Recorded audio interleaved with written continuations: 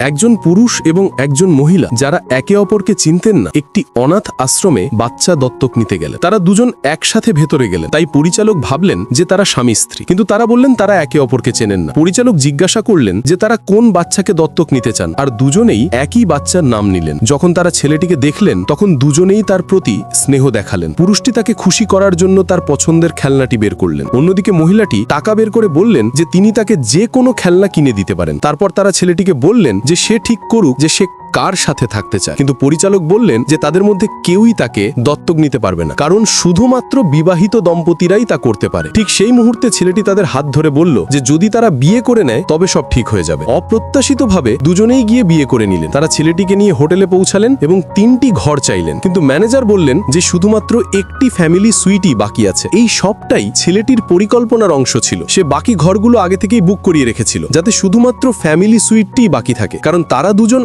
আসলে তার আসল বাবা মা ছিলেন। 3 জনের মধ্যে কেউই সাধারণ ছিল না। ছেলেটি একটি গ্যাংয়ের লিডার ছিল, পুরুষটি কুংফু মাস্টার এবং মহিলাটি দুনিয়ার সবচেয়ে দক্ষ গুপ্তচর। তারা ফ্যামিলি সুইটে চলে গেলেন। মহিলাটি বললেন যে তিনি চান ছেলেটি তার সাথে ঘুমো, কিন্তু সে মনা করে দিল। তারপর পুরুষটি বললেন যে তিনি তার সাথে ঘুমাবেন, কিন্তু সে আবার মনা করে দিল এবং বলল যে বাবা মায়েকে একসাথে ঘুমানো উচিত। তারপর সে নিজের ঘরে গেল এবং ফোন তুলে নিজের লোকজনকে আদেশ দিতে লাগলো। যখন পুরুষ এবং মহিলা বিছানায় শুয়েছিলেন তখনই একটি খেলনা গাড়ি যাতে বোমা লাগানো ছিল ঘরে এসে গেল। মহিলাটি বোমাটি দেখে নিলেন এবং পুরুষটিকে বাঁচিয়ে নিলেন। তিনি সঙ্গে সঙ্গে ছেলেটির দিকে দৌড়ে দেখলেন যে সে নিরাপদ ছিল। পুরুষটি বললেন যে তিনি পেছন থেকে শত্রুদের সাথে লড়বেন এবং মহিলাকে বললেন যে তিনি ছেলেটিকে নিয়ে বেরিয়ে যান। তিনি এক আঘাতেই সব বোমা নিষ্ক্রিয় করে দিলেন, কিন্তু যেই মহিলা নিচে গেলেন সে অনেক শত্রু পেলেন। ছেলেটিকে শান্ত করে তিনি সঙ্গে সঙ্গে সবাইকে শেষ করে দিলেন। তারা সফলভাবে সেই বিপদ থেকে বাইরে বেরিয়ে আসতে সক্ষম হলেন। এরপরে পুরুষ এবং মহিলা দুজনের মধ্যে অনুভূতি বিকশিত হলো এবং তারা ঠিক করলেন যে তারা সত্যিই সেই ছেলেটির বাবা মায়ের মতো জীবন কাটাবেন। শেষে জানা গেল যে